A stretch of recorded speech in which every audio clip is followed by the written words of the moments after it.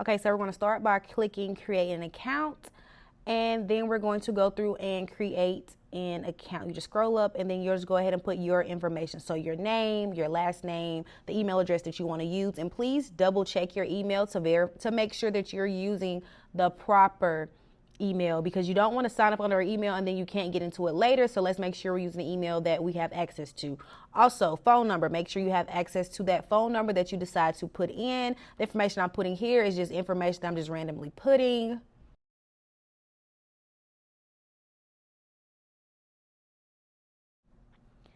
Now, after you complete that, if you want to sign up for the updates, you can check yes for that. Make sure you remember your password. I suggest getting a password tracker to keep up with your passwords, and make sure that all the passwords meets the requirements for that password. And please keep a note, your school will not be able to reset your password. You will have to be able to reset your own password. We're not able to do that. And then your billing address, just make sure it's a good address that you're using either for your card or that you want things mailed out to you. As I stated before, the address that I'm putting here is just a random address. This is not my address. It's just an address just to be put here. So then you're going to press create an account. You're going to press yes, I agree to the terms and conditions.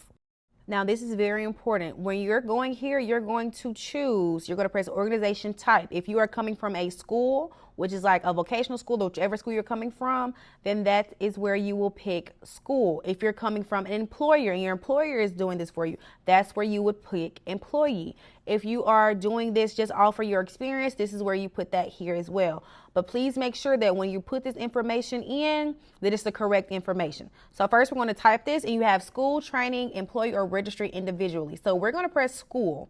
For the ones who are registering under the school, who's registering under our school, our past students, you'll press school. Then you will look up our school. You can just type in the name.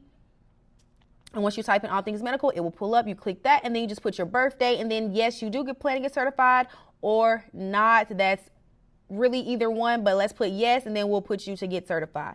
Once you create that, now you have created your account. So after that, you will go ahead and you will press save changes.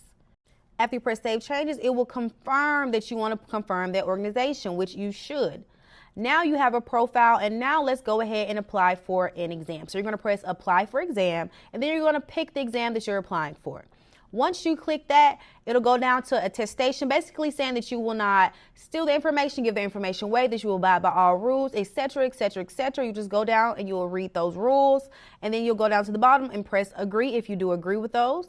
And then you're going to look and see what test dates your school has, which here our school currently has 2 testing dates. So they're online, meaning that you will take these on a computer. We do not offer paper testing. Some schools may, but this school does not.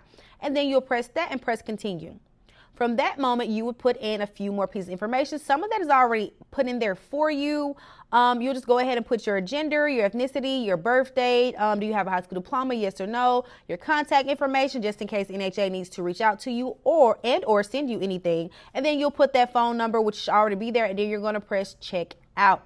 Once you press check out, it will pull you to this next screen.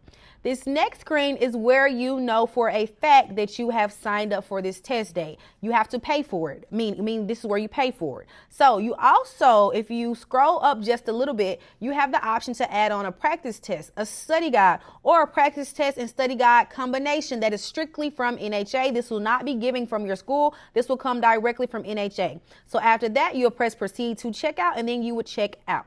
Now here you will go ahead and put in whatever information that you need to be able to check out, your card number and those things. And then once you go down, you'll press review order, and then you complete order. Once that payment has been took, you have been put on the list for the roster.